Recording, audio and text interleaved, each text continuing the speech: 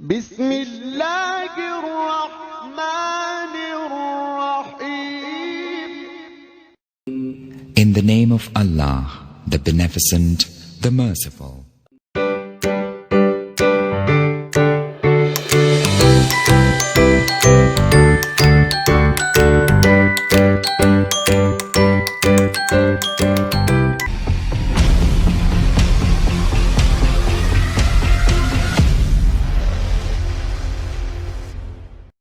السلام علیکم ورحمۃ اللہ وبرکاتہ. عزیز طلباء و طالبات، ہمارے اس یوٹیوب چینل پر آپ تمام کا استقبال ہے. آج کی اس ویڈیو میں ہم جماعت ششم مضمون اردو بریچ کورس کے 38ویں دن کی سرگرمی دیکھنے جا رہے ہیں. ویڈیو کے نیچے سبسکرائب بٹن پر کلک کیجئے اور بیل آئیکن کو پریس کیجئے تاکہ بریچ کورس سے متعلق نئے ویڈیوز آپ تک پہنچتے رہیں.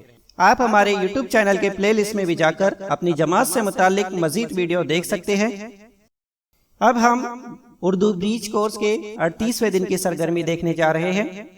مہارت اور تصور میں اگر ہم دیکھیں تو یہاں لکھا ہے بولنا، پڑھنا، لکھنا اور فہم. نیچے دیکھتے ہیں، آؤ معلوم کریں. ہم جس گھر میں رہتے ہیں وہاں اور کون کون رہتا ہے؟ استاد یا والدین کے ذریعے قوس میں دیے الفاظ کی مدد سے نیچے دی ہوئی خالی جگہ میں ترتیب وار لکھیے.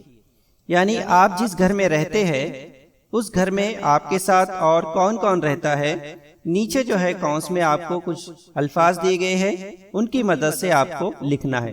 جیسے مثال کے طور پر یہاں بتایا گیا ہے آپ کے ساتھ میں آپ کے امی، ابو، بڑے بھائی وغیرہ.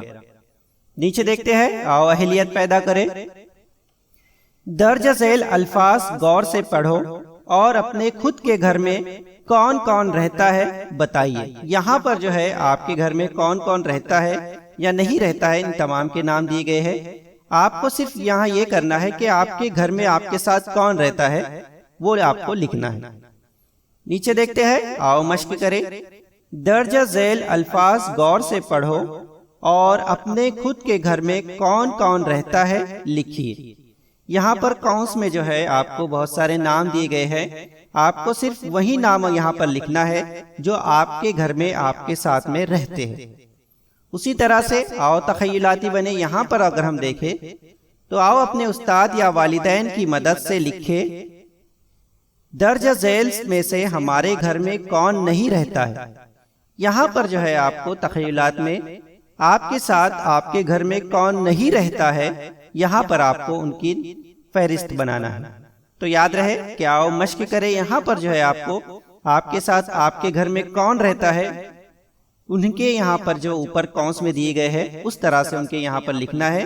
اور تخیلات میں جو ہے آپ کو آپ کے گھر میں آپ کے ساتھ کون نہیں رہتا ہے وہ آپ کو یہاں لکھنا ہے. جیسے مثال کے طور پر سمجھ لیجئے کہ آپ کے یہاں پر مومانی اور خالو جو ہے آپ کے گھر میں نہیں رہتے، تو آپ لکھیں گے مومانی، اس کے بعد لکھیں گے خالو.